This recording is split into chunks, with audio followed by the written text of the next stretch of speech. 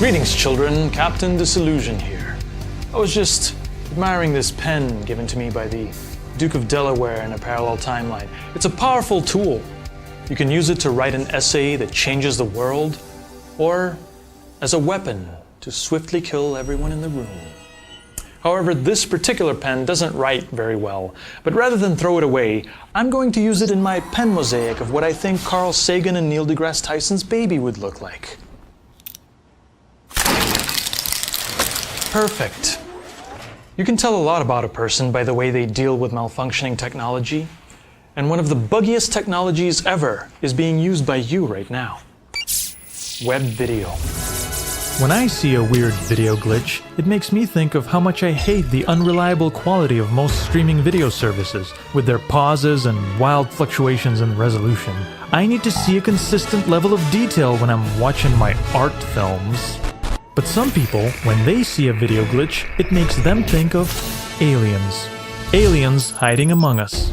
The idea has been a staple of science fiction since the 1930s, but then this British weirdo wrote some conspiracy books taking it seriously, and now, I kid you not, there are actual adults who believe that reptilian aliens have infiltrated the highest levels of government and media, and disguised as world leaders and celebrities, they control the major events of our world to suit their devious alien agenda.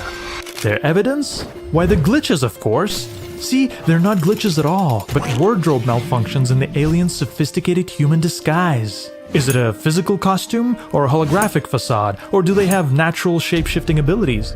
Yes, all of that. Doesn't matter. The point is there's a conspiracy and you can't see it because your eyes aren't open. You've got to be attuned like me to notice these things every time they happen to a world-famous person on international TV. Please visit my website, wakeupsheeple.ugh. Look, I already debunked one of these reptilian things a while back, but they keep showing up. There's even a Justin Bieber one now. So, in case you ever find yourself in a debate with a believer in this ridiculous conspiracy, let me explain once and for all the exact details behind how and why this type of video glitch happens. To make video files smaller and easier to stream, godless scientists invented compression. There are two types of video compression, intraframe and interframe. With intraframe, each individual frame is kept as a unique picture and stripped down as much as possible. This keeps the motion looking as good as the original, but it doesn't reduce file size by much, so it's mostly used by professionals. Interframe compression goes further by only using full intra-recorded pictures, called iframes, once in a while and filling the rest of the space with a different kind of data called predicted picture frames, or p-frames. P-frames only carry information on how to move pieces of the last iframe, called macro blocks, around to simulate the motion that happens in subsequent frames. Basically, P-frames wear iframes like a skin suit and puppeteer them around until the next proper iframe can take over.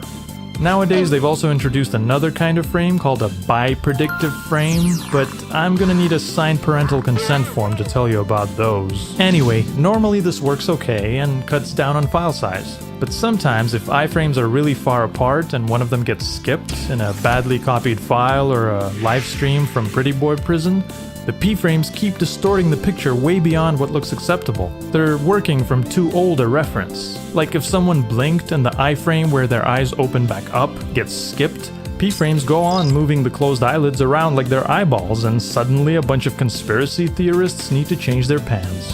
Please, somebody try to give me a logical explanation for that. I just did, asshole. It's called video technology. In fact, some people have embraced this defect and turned it into an art form called glitch hacking, or data moshing, or pixel f***ing. There's no consensus on the name, but it looks super trippy and out there. There's even been whole music videos done in this style. Hey look, here comes Kanye West to cash in on the latest indie trend of 2009. There are some excellent YouTube tutorials on how to data mosh using free open source software. Check them out and try making some psychedelic videos of your own. Maybe, just maybe, if the effect keeps being popularized through creative work, there'll be no one left to take the conspiracy mongers seriously. But now I'm afraid it's time for me to go, kids. A pharmacy in Sarasota is refusing to sell a non-homeopathic cold remedy to a pregnant atheist transitional fossil, and she's a Pisces, so you know it's good for her aura. Remember, love with your heart, use your head for everything else. Captain Disillusion!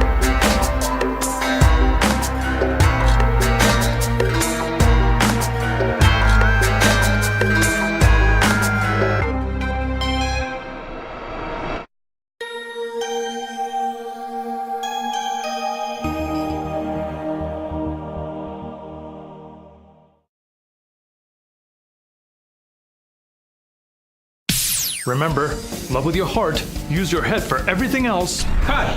Tail slate. Hi, I'm Alan Meligjanian, creator of Captain Disillusion. I hope you don't mind me pulling back the curtain on the movie magic this one time to let you know how grateful I am that so many of you watch my weird videos. Seeing a growing list of over 58,000 subscribers get so excited every time I post something new makes me feel very happy. And also pretty guilty, because we all know I haven't been posting videos as often as I should. But I'm here to tell you that that has now changed. This year I've made a pledge to post a video every single month, at least. And you can always keep track of this fact and know exactly when the next video is coming through a countdown on the Captain Disillusion website. Now, I want to make it clear that this isn't because a company is now sponsoring me or a studio is producing this as a web series. It's still just me making videos in my spare time. I'm just making a concerted effort to bring you more, because you deserve it. I've also taken the advice so many of you have given me on Facebook and Twitter and joined Patreon. Patreon is a website that lets viewers like you become patrons of your favorite independent artists, like me, by supporting them through crowdfunding. It's a great system that's existed since the beginning of civilization. Leonardo da Vinci had some patrons, and that's how he was able to create some of the most inspiring works in history, like the Mona Lisa, or his early concept drawing for a weapon of mass murder. Imagine what you and I can do if we made it possible for Captain Disillusion to eventually be my full-time job.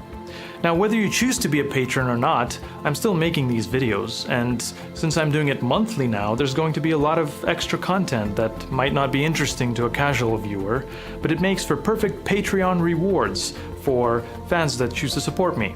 So if you look at the bottom of my Patreon profile, you'll see the different tiers of support you can sign up for, and depending on what you choose, you can get access to behind-the-scenes footage, bloopers and outtakes, secret posts about what videos I'm working on next, high-resolution downloads of artwork from the animated segments, and if you're a fellow YouTuber or a filmmaker, I'm also posting video tutorials about how I do some of my production and visual effects so that you can apply them to your own projects. There's a whole bunch of other rewards you can read about on the profile page. If you sign up and you change your mind later, you can always cancel at any point.